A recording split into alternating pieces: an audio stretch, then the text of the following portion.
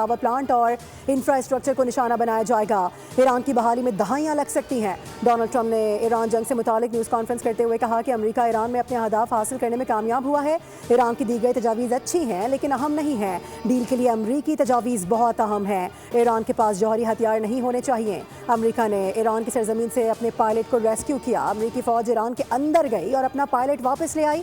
امریکی فوج کو آپریشن تیز کرنے کا حکم دے دیا۔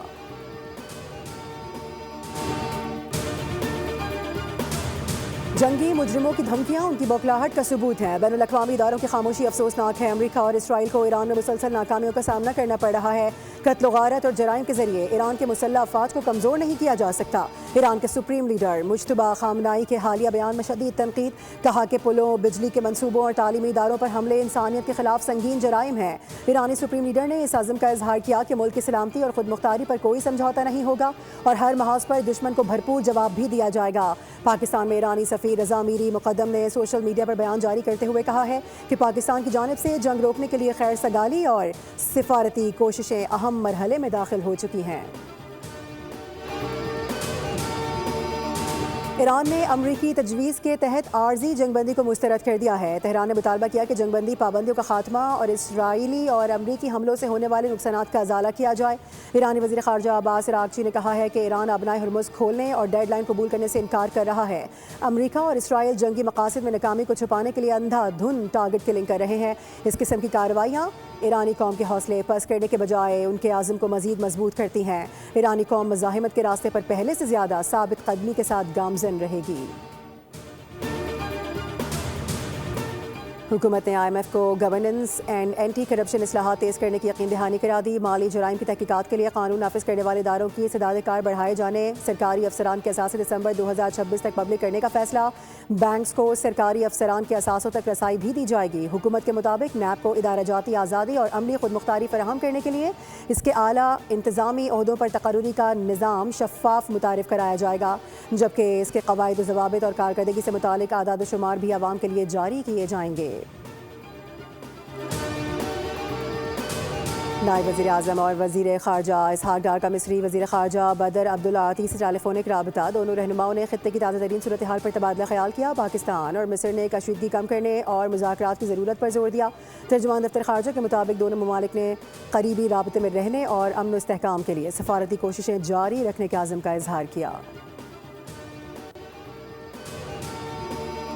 اور امریکی صدر کی ایران کو دھمکی کے بعد عالمی منڈی میں خام تیل کی قیمتوں میں ایک مرتبہ پھر اضافہ۔ امریکی خام تیل کی قیمت 2.86% بڑھ گئی۔ مارکیٹ میں امریکی خام تیل $115 فی بیرل پر فروخت ہو رہا ہے۔ برطانوی خام تیل 1.5% اضافے کے ساتھ $111 فی بیرل پر آ گیا۔ ادھر پاکستان اسٹاک مارکیٹ میں شدید مندی کا رجحان، 2000 سے زائد پوائنٹس کی کمی ریکارڈ کی گئی۔ انڈیکس 1,49,481 پوائنٹس کی سطح پر ٹریڈ ہو رہا ہے۔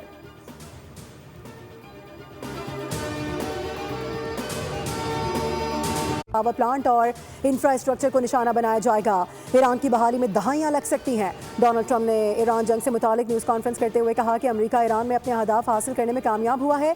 ایران کی دی گئی تجاویز اچھی ہیں لیکن اہم نہیں ہیں۔ ڈیل کے لیے امریکی تجاویز بہت اہم ہیں۔ ایران کے پاس جوہری ہتھیار نہیں ہونے چاہیے۔ امریکہ نے ایران کی سرزمین سے اپنے پائلٹ کو ریسکیو کیا۔ امریکی فوج ایران کے اندر گئی اور اپنا پائلٹ واپس لے آئی۔ امریکی فوج کو آپریشن تیز کرنے کا حکم دے دیا۔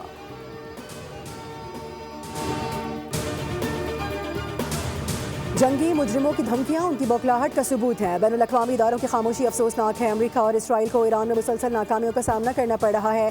قتل و غارت اور جرائم کے ذریعے ایران کے مسلح افواج کو کمزور نہیں کیا جا سکتا۔ ایران کے سپریم لیڈر مجتبی خامنائی کے حالیہ بیان میں شدید تنقید، کہا کہ پلوں، بجلی کے منصوبوں اور تعلیمی اداروں پر حملے انسانیت کے خلاف سنگین جرائم ہیں۔ ایرانی سپریم لیڈر نے اس عزم کا اظہار کیا کہ ملک کی سلامتی اور خود مختاری پر کوئی سمجھوتا نہیں ہوگا اور ہر محاذ پر دشمن کو بھرپور جواب بھی دیا جائے گا۔ پاکستان میں ایرانی سفیر رضا میری مقدم نے سوشل میڈیا پر بیان جاری کرتے ہوئے کہا ہے کہ پاکستان کی جانب سے جنگ روکنے کے لیے خیر سگالی اور سفارتی کوششیں اہم مرحلے میں داخل ہو چکی ہیں۔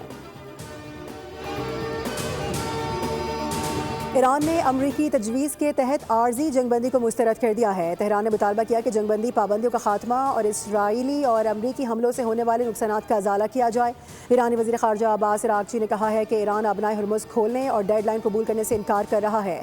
امریکہ اور اسرائیل جنگی مقاصد میں ناکامی کو چھپانے کے لیے اندھا دھند ٹارگٹ کلنگ کر رہے ہیں۔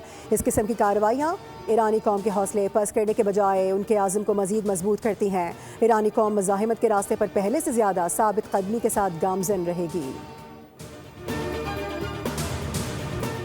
حکومت نے IMF کو گورننس اینڈ اینٹی کرپشن اصلاحات تیز کرنے کی یقین دہانی کرا دی۔ مالی جرائم کی تحقیقات کے لیے قانون نافذ کرنے والے اداروں کی استعداد کار بڑھائے جانے، سرکاری افسران کے اثاثے دسمبر 2026 تک پبلک کرنے کا فیصلہ۔ بینکس کو سرکاری افسران کے اثاثوں تک رسائی بھی دی جائے گی۔ حکومت کے مطابق نیب کو ادارہ جاتی آزادی اور عملی خود مختاری فراہم کرنے کے لیے اس کے اعلیٰ انتظامی عہدوں پر تقرری کا نظام شفاف متعارف کرایا جائے گا، جبکہ اس کے قواعد و ضوابط اور کارکردگی سے متعلق اعداد و شمار بھی عوام کے لیے جاری کیے جائیں گے۔ نائب وزیر اعظم اور وزیر خارجہ اسحاق ڈار کا مصری وزیر خارجہ بدر عبدالعاطی سے ٹیلی فونک رابطہ۔ دونوں رہنماؤں نے خطے کی تازہ ترین صورتحال پر تبادلہ خیال کیا۔ پاکستان اور مصر نے کشیدگی کم کرنے اور مذاکرات کی ضرورت پر زور دیا۔ ترجمان دفتر خارجہ کے مطابق دونوں ممالک نے قریبی رابطے میں رہنے اور امن و استحکام کے لیے سفارتی کوششیں جاری رکھنے کے عزم کا اظہار کیا۔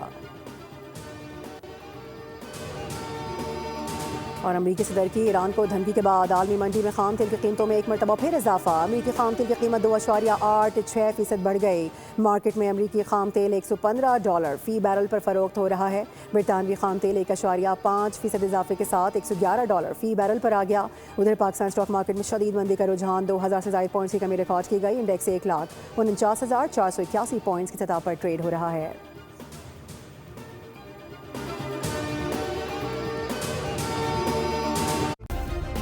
سبسکرائب کریں اور بیل دبائیں تاکہ کوئی خبر رہ نہ جائے۔